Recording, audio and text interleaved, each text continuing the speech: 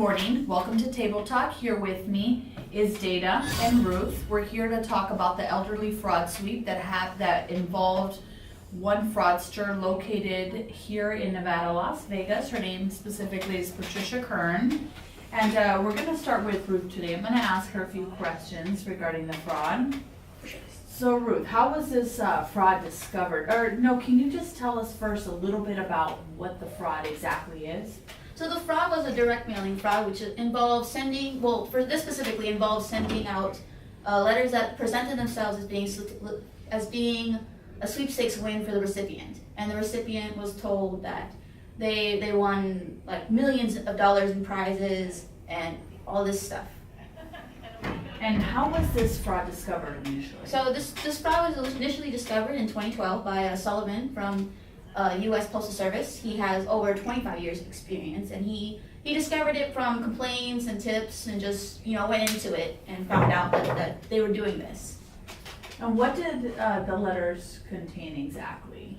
So besides the winning, like the recipient won something, it would also mention that to claim their winnings, they would have to pay a processing fee of anywhere from $20 to $50, or maybe presented it as a tax fee because they won something.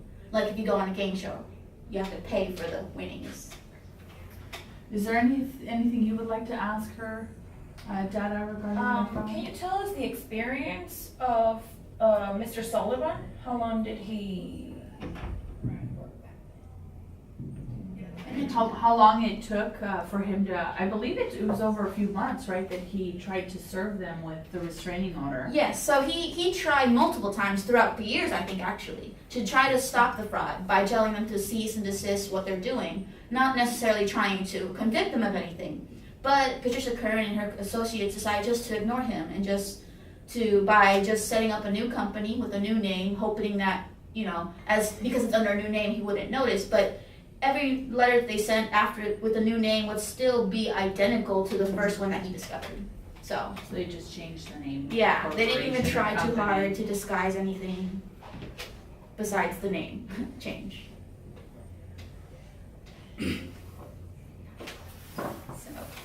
So Jennifer's.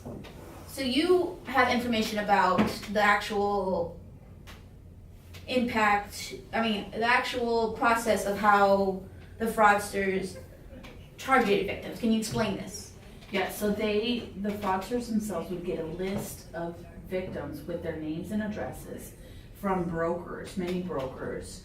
And these victims, they would send them, which, by the way, they're mostly elderly and vulnerable, would send them the solicitation, asking them for the money. Some of these letters, by the way, contain personal notes saying, "You are so fortunate, you've won a prize. Please mail us the fee so we can give you your prize." Of course, there was no prize. If they didn't respond, they would receive final notices and non-redemption forfeit list. An attempt to pressure them. To pressure the victims. And by the way, these letters included disclosures on them, so it looked like real company sweepstakes that you would enter, just like any normal person would assume. That's how they catch. Yes. And I heard that the lists were rented.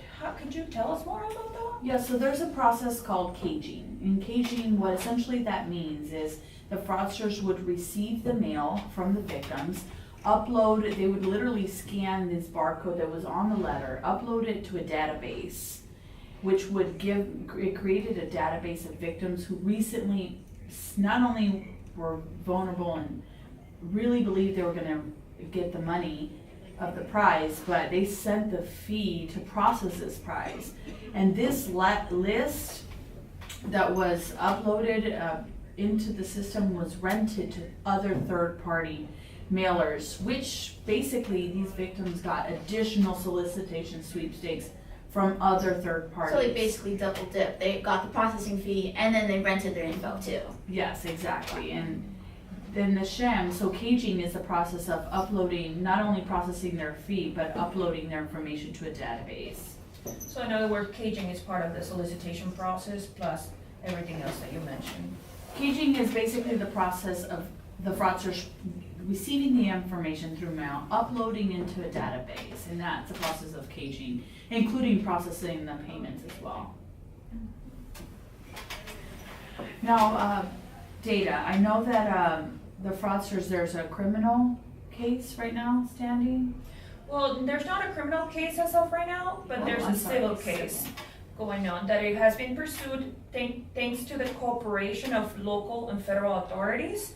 So as of February 15, 2018, the civil cause included a restriction order and an injunction order. The injunction order includes that they cease from using the U.S. Postal Services, from mailing and receiving any type of advertising, promotions, or solicitations. Also, they cannot destroy or delete or alter any information that it had happened from all this time during the case, from 2004 until 2018. So as of today, Patricia Kern has also nor pled guilty nor denied the charges against her in this matter. And what exactly has been the impact on citizens? Well, since 2004, all the parties involved have grossed about 1.6 million, and has estimated over $10 million In total? in total losses to the victims in this case. So that's why the Las Vegas Review-Journal has mentioned it. This is a national crackdown in mail fraud in U.S. history. And to the point that the Nevada General Attorney, Atton has mentioned that he is willing to put all the department's assets against his fraudsters to prevent any more victims, especially the elder. Well, hopefully this goes through well then, and that they are actually stopped this time and don't just ignore it.